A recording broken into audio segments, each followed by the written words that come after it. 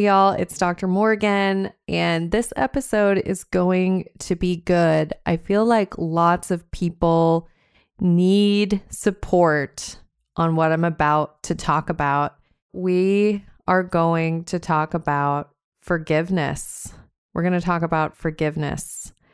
And there's so many of us who are holding on to things that we don't even realize that we're holding on to.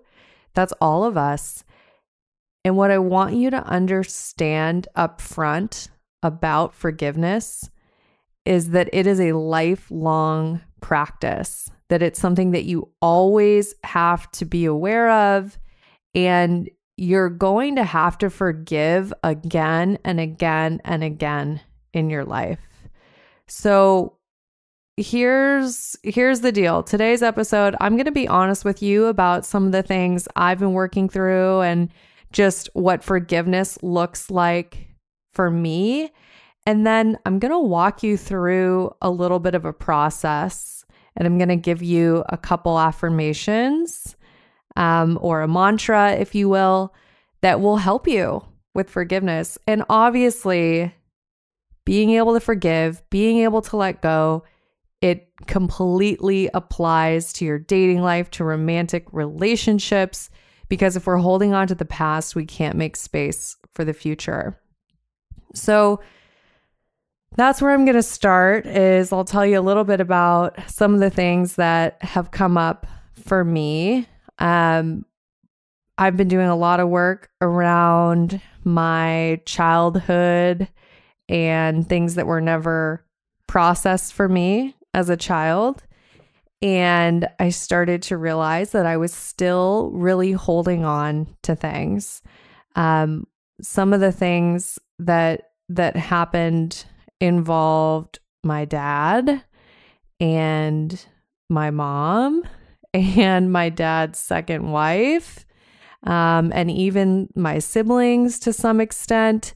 So lots of family things that I've been holding on to. And I started to notice this because there was times where I was really avoiding my family, avoiding having conversations with my dad, or avoiding even connecting with my siblings, right? And anytime we have that avoidance, and it's sort of like we almost want to pretend the relationship doesn't exist, it's evidence to us that there's still things to work through.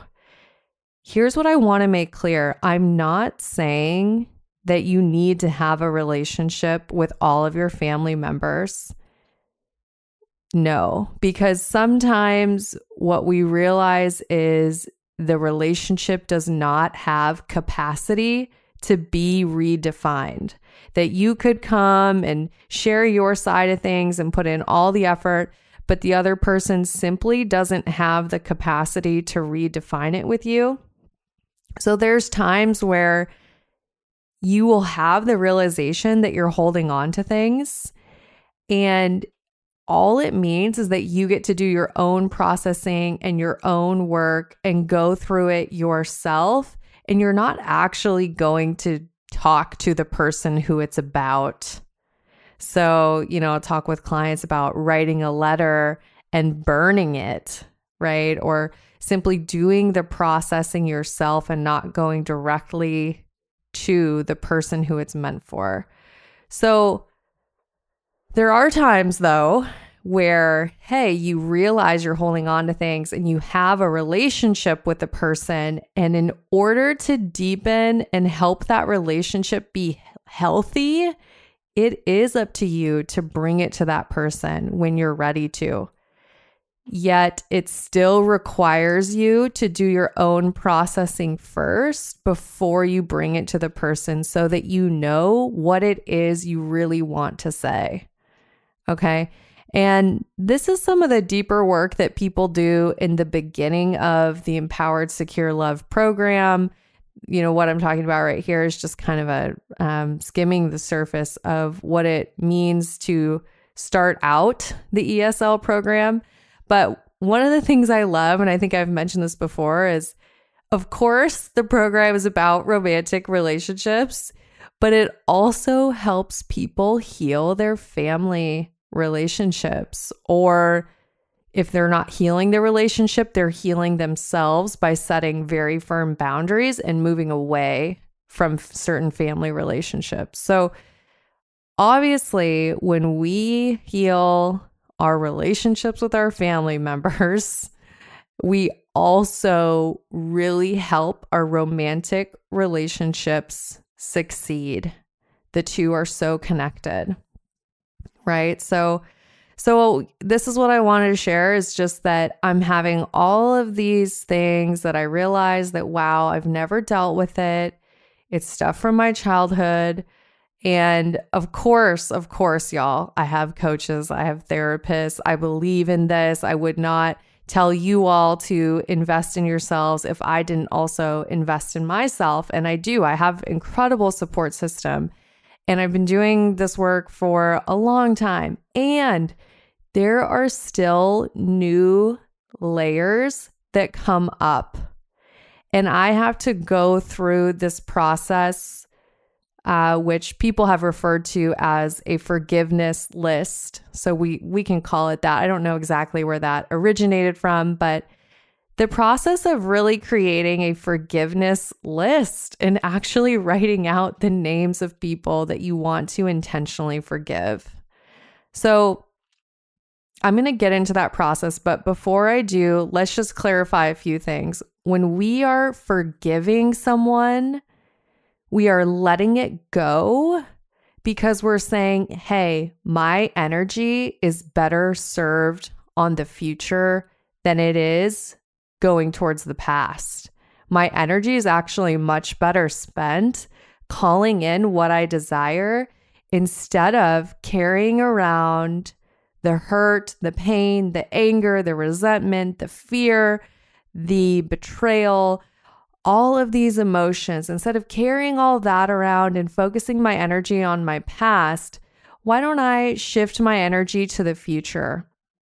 So forgiveness makes space in your life for what it is that you truly want to receive.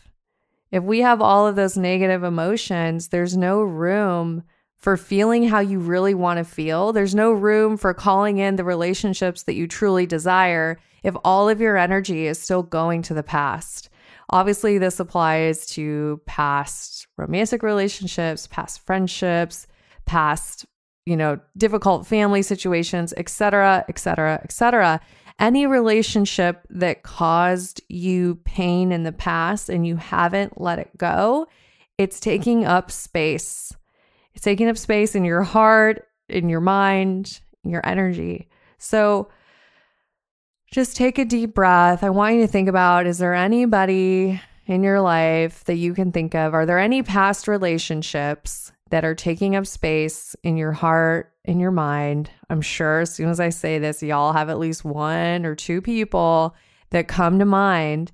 And what I want you to know is this forgiveness practice or this mantra I'm going to walk you through, that these things are to be done for you. It's for your benefit. You win when you let go of the past, okay? And when we let go of something, that does not mean that we invalidate it. What you experienced, the pain you felt, the things you went through, it's completely valid. So we can forgive and still hold on to our truth.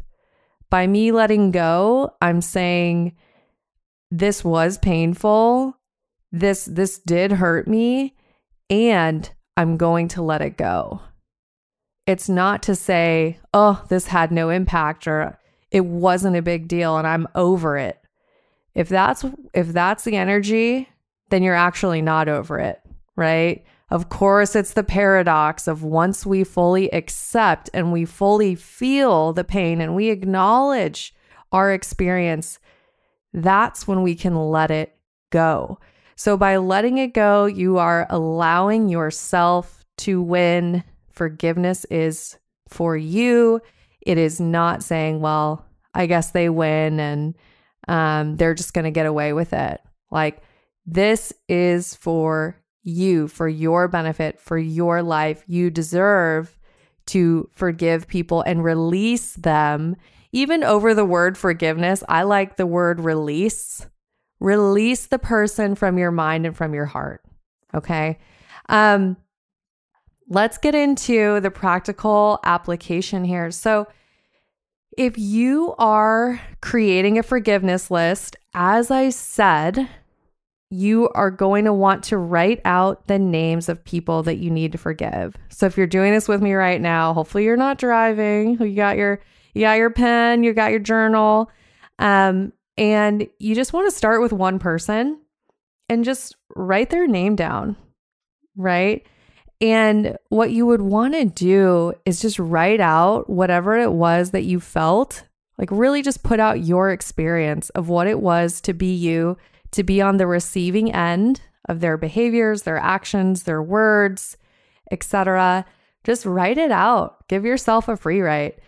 And then once you've done that, you want to be able to say, yeah, I would write this out. I forgive you. I release you, right? I forgive you. I release you.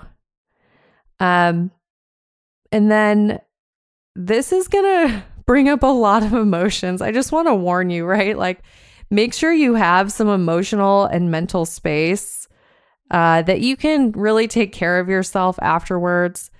But really just get focused on, like, how do I let go of whatever emotions I've been carrying around and just get them out and release it. And then inevitably, you may have to do the forgiveness list more than once. As I've just described to you, right? I have been doing this work for years, and I recently have had to re-immerse myself into more forgiveness work as I have come to deeper levels of understanding. The more awareness we have, sometimes it creates more need for forgiveness because we're aware of pain, of past relational trauma that maybe we weren't even aware of before because our brain had kind of cut ourselves off from it. So deeper levels of awareness require more forgiveness work. So as I said, this is a lifelong practice. You may do it many times. And then what's going to happen is sometimes you'll just have thoughts come out of nowhere, right? Especially when you're getting over a romantic relationship or you have that one ex that you just can't get over.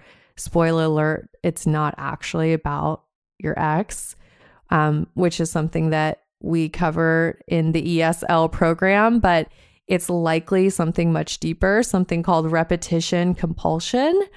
But that's a whole other episode. But anyway, so you're going to have thoughts come up about your ex, and maybe you just can't forgive them. Maybe they did something terrible. They cheated. They did, I don't know. I don't know what they could have done. They started dating your best friend, which I have heard that way too many times. That deeply disturbs me, by the way. Anyways, so whatever they did, they keep popping up and they are stealing your peace. They are popping up when they are not supposed to. They are stealing your peace. It is not okay. We want you to take your energy and your time back. So I want you to practice having a mantra ready to go when they come back up in your mind. And the mantra that I have for you, I've heard this a few places, so I don't know exactly where it came from, but I know that it's powerful. So you might want to write this down. But the mantra is this: I forgive you. I'm sorry for the role I played. Thank you for the lesson. I send you love. I release you. Oh my gosh, I just got goosebumps. I forgive you. I'm sorry for the role I played. Thank you for the lesson. I send you love. I release you. Oh my gosh, where was this mantra when I was going through breakups in my 20s, y'all? This is a good one because it really goes through all of the emotions that are necessary for really releasing somebody. So the forgiveness, the second line where it says, I'm sorry for the role I played, that's really important. We have to take ownership for the role that we played. When we do that, it really helps us release. And sometimes the role was we just didn't set boundaries and we didn't share how we felt. And maybe we didn't communicate soon enough that what the person was doing was hurting us. Like sometimes that's the only role you played, is you didn't really express early enough on how you felt. And other times, yeah, there are roles that we play. A relationship takes two people, right? Like there's plenty of reasons why, why a dynamic gets to a place where it becomes hurtful.